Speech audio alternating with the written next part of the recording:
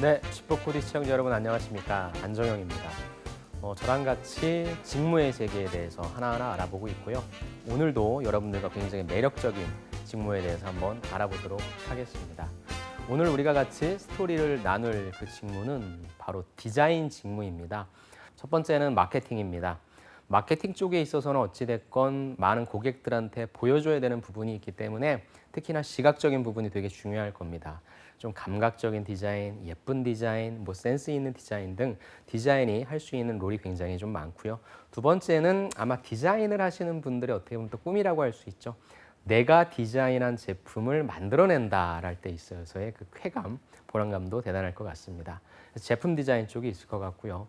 마지막 세 번째는 가장 많은 분들이 지원하시는 곳이고요.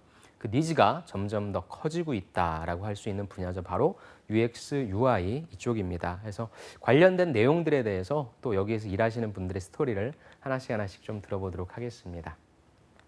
자, 남다른 온라인 팀에서 근무하신 분의 스토리인데요. 한번 살펴보도록 하겠습니다. 업무를 소개해달라고 했습니다. 그랬더니 해당 사이트에 게시되는 모든 상품군과 상세 페이지의 디자인을 담당하고 있다고 하시네요.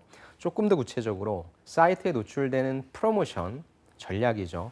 큐레이션, 다양한 설명들이 있겠죠. 그 다음에 배너 디자인도 다 웹 디자인 파트에서 진행하는 일입니다. 여러분들이 디자인 손으로 하시는 분들도 있을 수는 있겠지만 디자인하면 당연히 웹이 들어가겠죠. 그래서 웹 디자인 파트에서 여러분들이 좀 가장 많이 접하실 수 있는 쪽에 관련된 일이라고 생각합니다. 자, 웹 디자인 파트, 컴퓨터상으로 보여지는 모든 것들에 관련된 부분, 이런 거에 있어서 직접적으로 문구를 작성하지는 않습니다. 문구 작성은 각 상품군의 MD, 기획자, 마케팅 파트에서 담당하고 있다. 이게 무슨 말입니까? 아까도 제가 초반에 드린 말씀처럼 마케팅이라고 하는 전략을 만들어낸다는 거죠. 그럼 이 전략을 만들어냈을 때에 이런 문구 같은 경우, 아니면 이러한 문구를 나타내는 그림 같은 경우는 어떤 것이 좋을까? 디자이너들과 협업을 진행하겠죠. 그러다 보니까 여기서 이분께서 말씀하시는 것처럼 우리가 문구를 직접 작성하지는 않고 문구를 만드는 다른 쪽이랑 같이 협업을 진행하는데, 저는 여러분들이 디자인을 하신다라고 생각하실 때는 우리 문구 안 만드니까 나 문구 만들 필요 없어 라는 생각보다는 기업에 들어가시고 여러분들이 앞으로 좀 주체적으로 주도적으로 일을 하시려면 문구를 직접 만들려는 노력까지도 하시는 게 조금 더 경쟁력 있는 디자이너가 되지 않을까라는 생각을 합니다. 그래서 물론 여기에는 뼈대에 있는 문구에 살을 붙여서 상품을 더욱 돋보이게 디자인하는 업무를 진행하고 있습니다. 맞아요. 이 일이 맞습니다. 근데 이거는 어떻게 보면 여러분들의 당연한 롤이고요. 기업에서 여러분들을 뽑을 때 디자인만 할 수 있는 친구, 물론 좋을 수 있어요. 하지만 디자인 플러스 문구도 작성할 수 있는 친구, 조금 더 나아가서 마케팅 전략까지 만들어낼 수 있는 친구, 왜?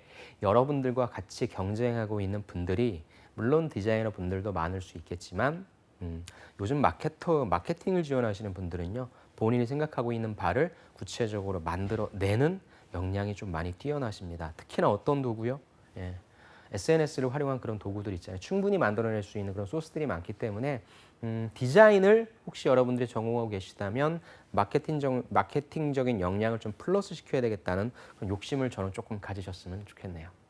자, 이분 직무 선택 계기를 물어봤습니다. 학생 때부터 포토샵을 이용한 그래픽 디자인에 관심이 많았고요. 하지만 의상 디자인 학과를 전공해서 졸업 후에 패션 그래픽 디자이너로 일하게 되었다고 합니다. 근데 패션 그래픽의 경우에 관심 있던 그래픽보다는 패션 쪽에 더 우위를 두고 있다는 생각에 고민을 하다가 유럽 여행을 떠나게 되셨다고 합니다. 그러던 중에 좋아하는 여행이 있고요. 그래픽 디자인도 내가 좋아한단 말이죠. 그럼 이 두 가지를 합친 게 뭡니까? 바로 여행사에서 그래픽 디자인을 하는 거잖아요. 그게 이 회사 같아요. 이런 것처럼 이분도 보통 의상 디자인 하면은 어떤 나의 뭐라고 해야 돼? 아이덴티티 아니면 나의 어떤 디자인 철학이 담긴 이런 제품들을 좀 만들어 보고 싶다라고 하는 디자인을 좀 좋아할 것 같은데, 본인만이 좋아하는 성향이 있을 겁니다. 그것과 과연 직장 생활을 오래 하시는 분들은 아주 욕심이 없이 그냥 이건 단순히 나의 어떤 일거리일 뿐이다라고 하시는 분이 오래 다니시고, 뭐예요? 진짜 본인이 관심 있어 하는 일에 뛰어들어서 그 일을 열심히 하시는 분들이 계신데, 디자인이라고 하는 것이 어떻게 보면 여러분들이 되게 주도적으로 창의적으로 어떤 일을 만들어낸다라기보다는 솔직히 어느 정도의 정답들이 조금 정해져 있고 그런 것들을 위해서 내려와서 그런 것들을 좀 만들어가는 거에 있어서 좀 실망하시고 힘들어하시는 분들도 많습니다. 그렇다면 그 환경을 내가 직접적으로 바꿀 수 있는 위치가 아니라고 한다면 어떻게 해요? 나는 이거 좋아하잖아. 그럼 이거에 관련된 산업이라든지 이런 거 있죠. 이런 걸 여러분들이 좋아하고 관심 있어 하는 산업군으로 좀 뽑으시면 좋겠어요. 이분도 그래서 여행이라고 하는 거죠. 그래서 저는 여러분들 어찌됐건 디자인을 하시는 분들, 시각 디자이너 분들은요, 취업은 무조건 됩니다. 중요한 건 무엇입니까? 조금 더 내가 하고 싶어 하는 쪽의 비즈니스를 할 수 있어야 되고 조금 더 나의 가치를 잘 알아봐 주는 쪽으로 가면 좋잖아요. 그러니까 전 그런 부분들을 같이 고민하시면 좋겠네요. 자, 이 일을 하기 위해서 필요한 역량은 무엇이냐? 디자인 파트는 전 부서와 협업하기 때문에 커뮤니케이션 능력과 빠른 업무 이해도가 중요하다는 거죠. 참 재밌어요. 뭐가 재밌냐면 여러분들이 지원하고자 하는 직무 중에 참 정말 많은 협업을 필요로 하는 것이 디자이너 직무랑 IT 직무인데요. 여러분들 지난 시간에 저희가 IT 개발자 나오신 분 스토리를 좀 보셨나요? 직무 토크 콘서트를. 어떤 성향들을 좀 가지고 있습니까? 나만의. 약간의 뭐 단정 지을 수는 없겠지만 사람들과 잘 협업하려고 한다라고 하는 그런 자세보다도 나만의 것이라고 하는 생각을 좀 갖고 계신 분들이 좀 많습니다. 되게 역설적이죠. 그래서 저는 여러분들만의 개인적인 역량이 결국엔 중요한 건 맞아요. 그런데 기업에 들어갈 때는 그러한 역량들을 다른 사람들과 같이 잘 어울리면서 녹아낼 수 있는지에 대한 우리가 흔히 얘기하는 코어, 협업, 팀워크 이런 가치들을 잘 구현해낼 수 있는 사람이라고 전 여러분들이 좀 잘 어필하시면 좋을 것 같아요. 왜냐하면 여러분들이 서류 전형을 통과한다. 사실 여러분들은 뭐 학벌이라든지 이런 것도 중요는 할 거예요. 하지만 여러분들이 결국에 이걸 하기 위해서 만들어낸 소위 포트폴리오가 굉장히 많이 중요하기 때문에 그 부분이 되면 거의 뽑힐 겁니다. 그럼 면접장 가서 어떤 지원자분들이 합격을 하냐. 제가 잘났습니다. 이건 제 철학이 뭐였고요. 라는 것도 좋긴 좋은데 그 내에서 잘 융합할 수 있고 화합할 수 있는 역량을 지녔는지. 왜요? 전부서와 협업한대잖아요. 커뮤니케이션 능력이 중요하다. 이거는 듣는 게 더 중요할 것 같아요. 그리고 내가 나의 철학과 나의 관점을 얘기할 때 어떻게 잘 얘기할지에 대한 말하는 태도, 자세 이런 것도 중요할 것 같아요. 그리고 빠른 업무 이해도 이런 부분들이죠. 그래서 협업을 많이 한다라고 하는 건 절대 무시할 수 없을 겁니다. 디자이너가 원하는 방향을 얘기해야 되고요. 합의점을 찾아야 됩니다. 라는 부분에서 저는 꼭 여러분들 디자인을 생각하시는 분들의 필요 역량은 첫 번째는 저는 협업이라고 생각합니다. 모든 일정 공유하고 소화해내야 되기 때문에 책임감도 있어야 되고요. 신속하게 처리할 수 있어야 됩니다. 뭐 이건 다른 직무도 역시 마찬가지죠. 그렇다면 업무에 도움이 되는 경험 뭐가 있을까요? SNS와 블로그를 운영해 본 경험이 업무 수행에 많은 도움이 됩니다. 정말 마케팅을 지원하시는 분들이랑 많이 비슷하죠. SNS에 내가 어떤 사진을 올렸어. SNS에 내가 어떤 그림을 그려서 올렸단 말이지. 근데 사람들이 반응을 해요. 이거거든요. 블로그를 운영하는데, 블로그를 하는데 뭐 디자이너니까요. 사람들이 좋아하는 어떤 색감이라든지 그 시대 때 어떤 트렌드를 반영한 그런 툴도 좋아요. 그런데 SNS와 블로그를 운영하니까 아까 제가 초반에 말씀드렸던 건 뭡니까? 글로써도 한번 욕심을 내보자.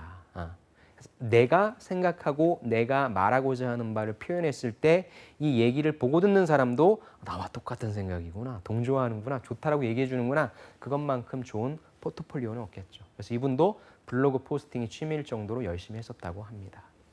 이런 경험을 통해 어떤 디자인이 고객들한테 더 가독성 있게 보여질 수 있을지 몸소 느껴볼 수 있었고요. 또 포토샵, 일러스트레이터는 기본인 거죠. 관련 프로그램에 대한 공부도 많이 필요하다고 합니다.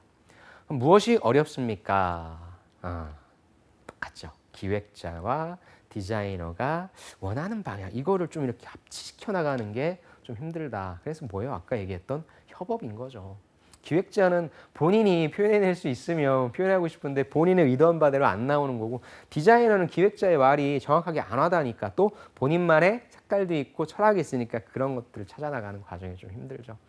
저는 물론 여기에서 나올 내용은 아니지만 지금 생각나니까 말씀드리면, 자동차의 디자인을 볼 때 참 안타깝거나 야, 저 자동차가 저렇게 나오기까지 얼마나 많은 과정을 거쳤을 텐데 저런 아쉬운 모습을 좀 보이네. 그렇다면 저게 과연 디자이너가 원하는 방향이었을까? 아닐 겁니다. 그게 아까도 말씀드렸지만 직장 생활에서 디자이너로서 근무할 때 어려운 점이죠. 와, 저걸 내가 세상에 디자인했단 말이야. 부끄럽다라고 얘기할 수는 있지만 어쩔 수 없어요. 회사의 방향이 그렇게 내려져 오니까. 그러니까 그 두 가지 과정을 합치시키는 게 좀 힘들다라고 이해해 주시면 좋겠네요. 여기 되게 중요한 말씀 하셨어요. 개인적인 작업물을 요하는 영역이 아니다. 때로는 디자이너의 욕심이나 개성을 버려야 된다. 그러니까 그만두시는 분들, 디자인 업무를 하시다가 프리로 많이 전향하시는 분들은 뭐예요? 난 도저히 그 회사가 만들어낸 그 답에 나를 못 맞추겠다라고 해서 나오셔서 프리를 진행하시는데 사실 프리 쪽으로 나오셔서 하시는 더 많은 말씀이 더 많이 맞춰야 된다. 왜? 결국에 또 고객처가 있잖아요. 그 고객처에 얘기해 주는 부분들이 좀 작업을 이해하는 부분들이 더 큽니다. 그래서 결국엔 똑같을 것 같아요. 그래서 가끔은 내가 봐서 이뻐서, 가끔은 내가 봐서 좋아서라는 느낌을 버려야 할 때도 있다. 이런 얘기해 주시는 게 좀 현실적인 부분을 반영한다고 생각합니다. 두 번째는 이제 제품 디자인 한번 가볼게요. 소위 이제 산업 디자인과 나오신 분들이 가는 쪽이고요. 가구 디자인 쪽으로 한번 가보도록 하겠습니다. 업무 소개해 주십시오. 여자분이 먼저 대답하셨습니다. 우리 디자인만 하지 않아요. 동종사 분석하고요. 시장 인테리어 트렌드 분석해요. 이겁니다. 그러니까 여러분들이 디자인 에이전시만 들어갈 수 있고요. 아니면은 한 기업체의 어떤 디자인 파트로 들어가신다면 거의 디자인 파트는 독립적인 파트라기보단 마케팅 파트에 같이 속해서 일을 하는 경우가 많을 거고요. 여기 나와 있잖아요. 디자인만 하는 게 아니라 시장을 분석해야 돼. 트렌드를 분석해서 그에 따른 상품 개발을 하고 그에 따른 다른 팀들과 협업을 한다. 이게 제가 계속적으로 말씀드린 부분입니다. 그 다음에 출시한 다음에 끝납니까? 제가 좋아하는 자동차도 한 2년, 3년 후에 페이스리프트해서 소비자들이 좀 원했던 부분에 있어서 디자인적으로 반영을 하거든요. 출시 후에 소비자 반응을 보고 문제점이나 요청사항 등에 바로 피드백을 하는 것도 이쪽의 일이라고 합니다. 남자분이 대답하십니다. 학창시절에는 상품 디자인만 하면 디자이너 역할 끝나는 거 아니야? 근데 아니라는 거죠. 초기 개발에서부터 상품 출시까지 상품 개발자가 주도적으로 모든 걸 맡는다라고 하는 내용입니다. 이분 같은 경우에는 식탁을 맡으셨나 봐요. 그러다 보니까 수입 업무, 무역 업무가 많다고 하네요. 주로 소파는 중국, 식탁은 동남아에서 생산을 해서 OEM으로 들여온다. 즉 만들어주는 회사가 따로 있다는 거죠. 이탈리아나 독일 등에서 하이엔드 브랜드를 또 들여와요. 그러다 보니까 디자인은 물론 당연히 무역 일도 하게 된다라고 하는 거죠. 그러니까 여러분들이 생각하시는 디자이너로서의 일 외에 플러스 알파로 다양한 일들도 같이 진행하실 수 있다. 중요하겠죠. 자, 하루 일과를 얘기해 주십시오. 상품 개발을 하는 저희는 시즌별로 일과나 일정이 매우 다르다. 상품 개발 초기 단계라 항상 뭐합니까? 시장 조사하겠죠. 그렇다면 우리의 타겟을 정해서 타깃이 필요한 자료를 작성하고 어떤 컨셉으로 어떤 디자인을 할지 방향을 잡고 있는 단계다. 취준생분들한테 가구를 팔고 싶어. 그렇다면 취준생들의 성향은 무엇인지, 오래 못 앉아 있나? 허리가 아픈가? 아니면 어떤 자세? 아니면 어떤 좀 공부를 잘할 수 있는 어떤 조명 환경? 이런 것들에 대해서 많이 고민한다는 거죠. 컴퓨터로 인테리어 트렌드 조사하고 이거. 그 다음에 LG하우시스나 KCC 등에서 주최하는 트렌드 세미나 발표회 자료. 요런 데 여러분들 자료 찾으면 되겠네요. 자, 가구 회사죠, 여러분들. 가구 회사가 가구만 팔아서 소위 먹고 사는 그런 단계는 지났습니다. 가구랑 조금 더 넓은 범위 뭐가 연결돼요? 인테리어 시장과 연결되죠. 인테리어를 하면 여러분들이 멋지게 집을 꾸며놓으면 옛날 가구 갖다 놓고 싶으십니까? 아니죠. 점점 이 수요가 커지고 있으니까 트렌드 분석할 때 가구만 분석하는 거 괜찮아요. 하지만 조금 확장하자고요. 무엇으로써요? 건자재 쪽, 인테리어 쪽도 가자는 거죠. 이런 인사이트를 여러분들 받으시면 돼요. 남자분 같은 경우에 신혼부부가 많이 가입한 인터넷 카페를 통해 소비자들의 반응을 분석한다. 해외 박람회 등의 해외 자료를 분석한다. 그래서 뭐예요? 마케터로서의 역할을 하는 거죠. 다양한 것들을 분석한다. 여러분들이 디자인할 때 여러분들이 만드는 디자인의 철학이라든지 방향 얘기할 때도 뭡니까? 왜 이런 걸 냈는지에 대한 배경이 필요하잖아요. 그게 다 무엇입니까? 다 트렌드, 자료, 조사라고 할 수 있죠. 입사를 위한 어떤 노력하셨습니까? 여자분은 최대한 다양한 분야에서 경험을 쌓으려고 했다. 일본으로 교환학생 갔다 왔다. 그 다음에 비트러라는 세계적으로 유명한 가구 회사에서 1년에 한 번 주최하는 워크숍에 자원을 했다. 이분은 이거 갖고 들어가셨을 때 면접장에서 이 질문 엄청 받으셨겠죠. 이게 여러분들이 가고 싶어 하는 곳에 연관된 산업과 연관된 비즈니스를 하는 곳에서 인턴이 됐건 현장 경험을 했다라고 하면 그 부분이 평가자로 하여금 가장 관심 있는 사항이 될 겁니다. 이것이 그 경험이 가진 가장 큰 무기예요. 또 공모전 준비하면서 저만의 포트폴리오를 1년 단위로 준비했습니다. 갈 수밖에 없는 분이었네요. 리바트 면접 때도 예상 질문을 뽑아 대답을 연습을 해보는 등 실전 대비를 많이 해봤다. 뻔하거든요. 일본에서 거기에서 뭐 했어요? 거기서 가장 인상 깊었던 건 뭐예요? 그럼 거기에서 인상 깊었던 거를 우리 회사에 좀 적용시키면 어떤 거 있을 수 있겠어요? 포트폴리오 만드셨네요. 이때 왜 만들었어요? 등등. 면접 질문이 뻔하거든요. 여러분들이 경험한 게 많고 관련된 경력이 많으면 답변할 거리가 많아집니다. 그래서 그 경험과 경력에 대한 중요성을 꼭 인식하시면 좋겠네요. 남자분 볼까요? 캐나다 어학연수 다녀왔다. 역시 공모전에 많이 참여했다. 그 다음에 프레젠테이션 연습을 실전처럼 많이 했어요. 무슨 말이냐면 아까도 제가 초반에 말씀드렸지만 여러분들은 서류 전형, 정량적 단계에서 뭘로 평가를 받냐면 포트폴리오로 평가를 받습니다. 근데 포트폴리오를 되게 잘 만들어 놨는데 본인의 포트폴리오를 설명을 못하는 분들이 되게 많아요. 제가 디자인 하시는 분도 컨설팅 할 때 그런 사례가 제일 많습니다. 그런 경우 이렇게 잡는 거예요. 아까 뭐 다양한 공모전 했다니까 이 공모전을 하게 된 배경에 대해서 얘기해 주시는 거죠. 그때 과제는 무엇이었고 나는 이러이러한 의도로서 이렇게 만들어냈고 그 결과 어떤 평가를 받았다. 이 툴만 가지고 가시면서 A, B, C, D, E의 포트폴리오를 설명하시면 그게 효과적입니다. 왜냐하면 여러분들이 물론 말씀을 잘 하시는 분들도 계시지만 그냥 만들어만 본 거예요. 다른 분들이 그냥 글 쓰고 문제 푼 것처럼 디자인 하시는 분들은 그냥 만들어만 봤기 때문에 이걸 효과적으로 표현해내지 못합니다. 그러니까 저는 표현해내는 연습을 해라. 그래서 글로 쓰는 연습도 하시고요. 말로 풀어내는 연습도 하십시오. 왜? 여러분들을 평가할 때, 여러분들이 회의 진행할 때 여러분들 작품에 대한 설명을 많이 해줘야 되잖아요. 그러니까 의사소통 능력 중요하다는 점 말씀드리고 싶네요. 여성분 스터디 구성해서 포트폴리오를 일주일에 한 번씩 서로 나눠보고 비평을 했다. 프레젠테이션 연습했다. 이분이 그러시잖아요. 머릿속에서가 아니라 직접 해봐야 실력이 늡니다. 머리로 생각하는 것과 여러분들 입 밖으로 내놓는 건 다릅니다. 제발 디자이너분들, 취업 준비하시는 분들은 말로 연습 많이 하시기 바랍니다. 여성분, 취업문은 자리 자체가 잘 안 난다. 그렇죠? 기본적인 성실함이 중요한 것 같다. 학점, 공모전 경험, 디자인적 스킬은 당연한 거야. 가장 기본인 거고 성실해야 된다. 실무에 관련해 조언드리자면 디자이너들끼리만 대화를 하다 보면 그들만의 시야에 갇혀 있기 때문에 디자인 조직은 또 연결됩니다. 여러분. 영업, 마케팅 등과 협업을 많이 하기 때문에 혼자서 하는 업무가 아니라 같이 하는 업무고 시너지를 내는 업무다. 이것 좀 기억했으면 좋겠다라는 겁니다. 그래서 인문학적인 소양이나 마케팅적인 감각을 좀 익혔으면 좋겠다. 특히 미대생들은 수학을 못하는 경우가 많은데 막상 회사에 와보니까 제품 단가, 소비자 단가에 따른 매출 경향 그래프 분석도 하더라. 수에 대한 감도 가져야 할 것 같다요. 이게 만약에 부담스러우시다면 여기까지는 안 가도 됩니다. 그냥 다양한 분야 쪽에 관심을 갖고 사람들과 협업할 수 있는 그런 마인드, 좀 그런 거 여러분들 가져가셨으면 좋겠습니다. 자, 세 번째 볼 거는 여러분들 좋아하시는 그룹이네요. 우아한 형제들. 여기서 어떤 일을 하시는지 볼게요. 사용자들이 음식을 시키려면 여러분들 배달 앱 쓰시잖아요. 이걸 이용할 때 이거 고민하는 거죠. 좀 더 쉽게 앱을 사용할 수는 없을까? 사용자들이 조금 더 편리하게 할 수는 없을까를 디자인하는 업무입니다. 디자인에서 그저 아름다움이나 감성만을 추구하지 않고 이건 왜 이렇게 만들었어? 왜 이렇게 들어가기가 힘들어? 메뉴 하나 딱 눌렀을 때 뭔가 다 할 수 있어야 되는데 들어가고 또 들어가고 또 들어가고 대표적인 게 뭡니까? 은행 어플들이 되게 그렇지 않나요, 여러분들?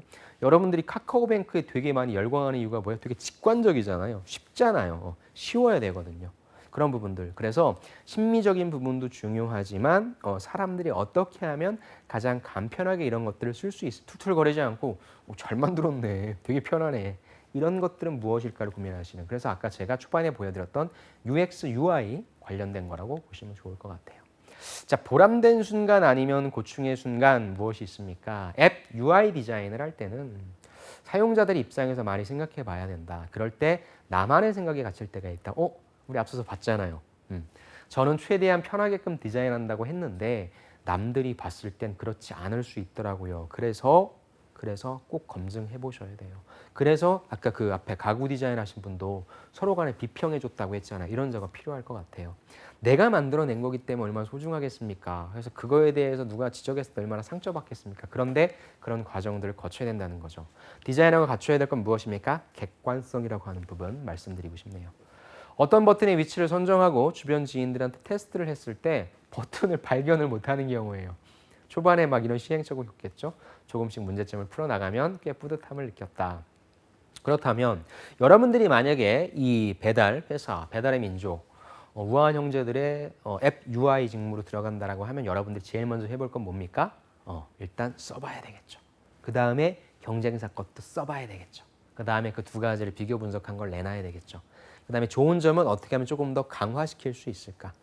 조금 안 좋은 점은 어떻게 하면 이걸 제한할 수 있을까? 그 관점으로 하시면 됩니다. 그래서 여러분들이 지원하시는 쪽에 있어서의 디자인 직무라고 하면 저는 하나쯤은 여러분들이 지원하고자 하는 회사에 있어서의 뭐 제안사 그런 것들을 또 포트폴리오로 만들어 가서 가져가시면 참 좋아하지 않을까라는 생각 한번 해봅니다. 제가 디자인한 앱을 사용자들이 쓰면 사용자들의 피드백이 올라와요. 좋은 말도 있는데 나쁜 말도 있겠죠. 진짜 땡땡 어렵네. 진짜 도저히 안 됐네.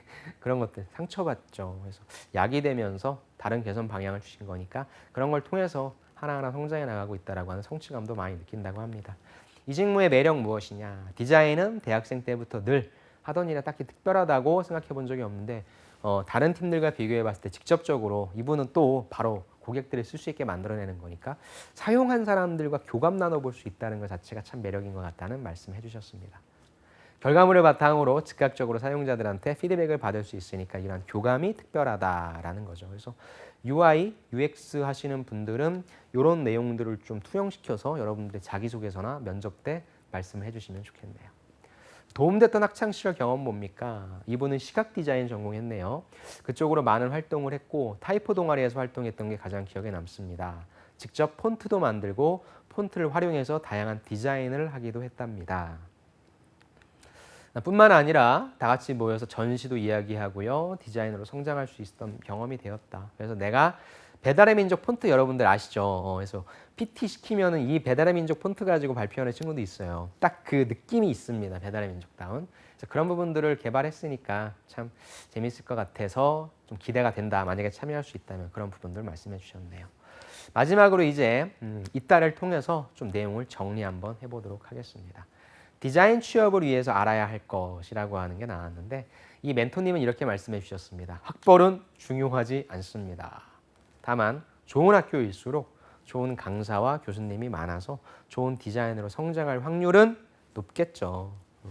하지만 디자인계 채용에 있어서는 무조건 실력과 열정을 우선시하기 때문에 전문대 출신이라도 실력이 뛰어나면 채용되고 인류대를 나와도 실력이나 열정이 없으면 채용하지 않습니다. 라고 말씀하셨습니다. 하지만 전 여러분들이 일단 첫 취업의 시작은 도전적인 어떤 목표를 설정하시는 게 중요할 것 같아요. 그래서 내가 지금 비록 가지고 있는 것이 많지 않다 할지라도 너무 밑단에서부터 시작하시면 여러분들 동기부여가 잘 안 되실 겁니다. 그래서 일단 가지고 있는 걸 최대한 다른 경험들과 지식들과 연관시켜서 도전적인 목표로서 설정해 놓으시고 좀 지원해 보시는 부분을 추천드리고 싶네요. 취업에 대해 가장 중요한 것은 내가 하려는 분야에 대한 열정과 관심 그리고 중급 이상의 실력입니다. 여러분들이 이걸 바로 평가받죠. 무엇으로? 포트폴리오로. 여러분들이 진짜 이쪽 비즈니스에 관심이 있었다. 산업 디자인이 됐건 시각 디자인이 됐건 뭐 UX, UI가 됐건 관심이 있었다는 건 뭐예요? 관련된 프로젝트가 많겠죠. 딱 그냥 여러분들 드러나는 거예요. 그 다음에 딱 여러분들의 실력 보면 나오겠죠. 실력이 부족해도 열정이 넘쳐서 채용되는 경우도 물론 있다라고 합니다. 왜냐하면 한국 기업에서는 신입을 뽑을 때, 그러니까 기업은 그래요. 디자인 실력보다는 인성이나 배우려는 의지가 중요하겠죠. 왜? 어차피 우리가 육성할 거니까. 약간 다른 거예요. 근데 여러분들이 만약에 디자인 업체, 프리 업체를 선정하려고 하면 인성 보겠습니까? 일단 실력 보겠죠. 가장 저렴한 비용으로 최고의 효과를 내놓는 실력 있는 업체를 선정할 거고요. 그 다음에 들어가는 거는 내 말을 좀 잘 들어주면 좋겠네. 하지만 기업은 다르다는 거죠. 이 지원자가 되게 잘하기 때문에 뽑는다라기보단 잘하려고 하는 배움의 자세가 되어 있는 지원자인지가 더 중요하다고 봐요. 그래서 분야에 대한 관심과 열정, 회사에 대한 관심을 비중 있게 보는 곳이 많다. 현실적인 부분인 것 같습니다. 회사는 지원자의 능력 외로 업무에 필요한 파트를 적당히 수행할 수 있는 사람이냐, 즉 회사 철학과 맞는 인재냐는 거죠.